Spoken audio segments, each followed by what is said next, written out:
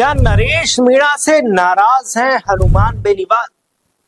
क्योंकि अंता उपचुनाव में नरेश मीणा का समर्थन वो नहीं कर रहा है।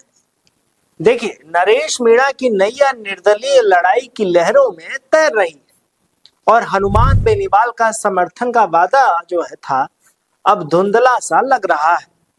एक समय चर्चाएं तेज थी कि आरएलपी से नरेश अंता उपचुनाव लड़ेंगे, लेकिन ऐसा नहीं हुआ, जिसकी वजह से सारी गुड़ागड़ित फेल हो गई।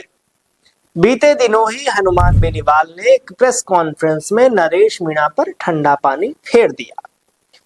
जब हनुमान बेनीवाल से पूछा गया कि अंता उपचुनाव में क्या नरेश मीणा को समर्थन देंगे, तो बेनीवाल ने कहा कि मैं देवली उनियारा में भी नरेश को मैंने ऑफर दिया था कि भाई आरएलपी से लड़ो, लेकिन उन्होंने नहीं माना। अब अंता में हमारा वोट बैंक कम है, बीजेपी और कांग्रेस के अलावा हम तीसरे किसी को समर्थन करेंगे, लेकिन वो तीसरा कौन होगा ये उन्होंने नहीं बताया। इससे ये साफ झलकता है कि कहीं ना कहीं बेनीवाल के अंदर नरेश को लेकर नाराजगी है, और अगर नाराजगी नहीं होती तो बेनीवाल सीधे तौर पर कहते, मंच से कहते, प्रेस कॉन्फ्रेंस में कहते कि हम नरेश को समर्थन कर रहे हैं, पर उन्होंने ऐसा नहीं कहा। अंता सीट पर नरेश का वर्चस्व नजर आ रहा है, पर यह वर्चस्व अगर हनुमान बेनीवाल होते उनके साथ तो शायद जीत के जश्न में भी बदलता अभी से दिखने लगता। पर बेनीवाल की नाराजगी शायद नरेश मीणा को थोड़ा उनका काम बिगाड़ सकती है। अब जरा सोचिए कि राजनीति में दोस्ती कब दुश्मनी में बदल जाती है पता ही नहीं लगता। सबसे पहले नरेश और सचिन की दोस्ती पुराना गहरा रिश्ता था, पर अब वो बिगड़ चुकी है।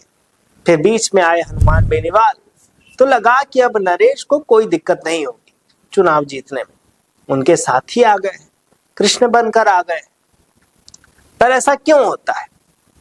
ऐसा क्यों होता है कि नरेश के साथ ही जो उनके साथी आते हैं, बड़े नेता आते हैं, उनके साथ नहीं रह पाते?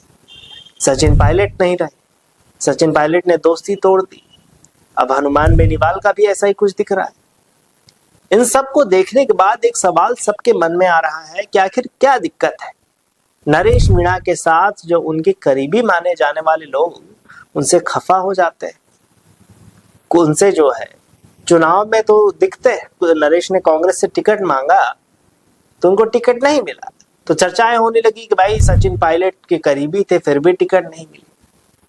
आरएलपी तो उनको टिकट दे रही थी, फिर नरेश ने क्यों टिकट नहीं लिया? ये सबसे बड़ा सवाल है। खैर, इस पर आप क्या सोचते हैं, आपकी क्या राय है, हमें कमेंट में बताइए। तब तक देखते रहिए राजस्थान वन।